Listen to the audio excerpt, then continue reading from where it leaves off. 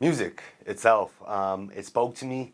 It expressed my feelings, and I told myself this was something that um, I need to run with. You know, everybody goes to their own music, and ultimately, hip hop to me and R&B spoke a lot, and I vibed with it, and I could relate to it so much. I've been in the music scene for about over 10 plus years. Started off as a music promoter for a local artist in San Antonio, Texas. It got to a point that he blew up, and I got noticed because of my loyalty and my work ethic. And ever since then, I started managing independent artists around Texas. And ever since then, I just stayed in the music scene from a local promoter to a local manager.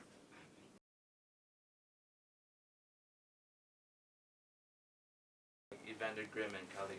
Well, everybody brings their own style and uniqueness to the music industry, and El Paso, the fact that it has its own culture, the fact that it's so diverse, it's a melting pot of riches, the fact that Kali has a very amazing voice and his flow combines with it so uh, fluently, and Evander Grimm has an attitude and the image of a bad boy of El Paso. So El Paso has a making statement in the music industry.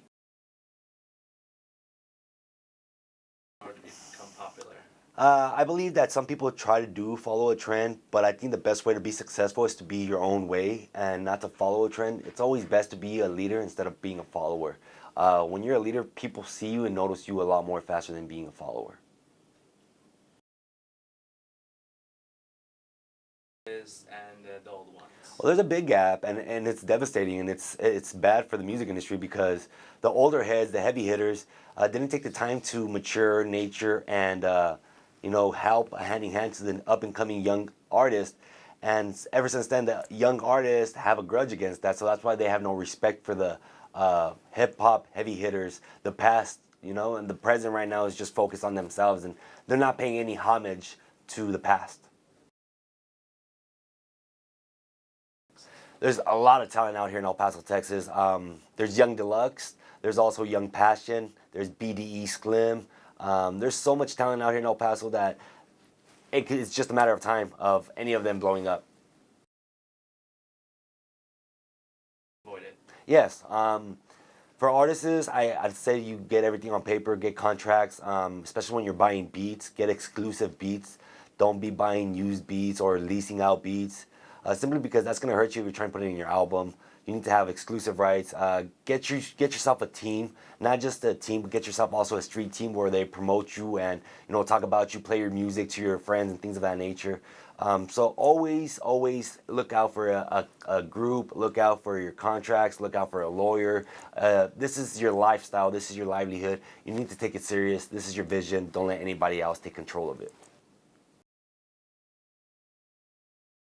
Years down the road. Yes, hip hop's always going to have an impact on our culture. It's been happening since the late 1980s when the riots happened in LA. The fact that it's expressive is something that means something to us. And a lot of people say hip hop is a African American culture. It's really not. Hip hop is a culture of race. It's art. It doesn't mean it doesn't matter if you're black, white, fat, tall, skinny, what color, what race. It doesn't matter what you are. It just means that you know how to sing and you know how to vibe with certain people.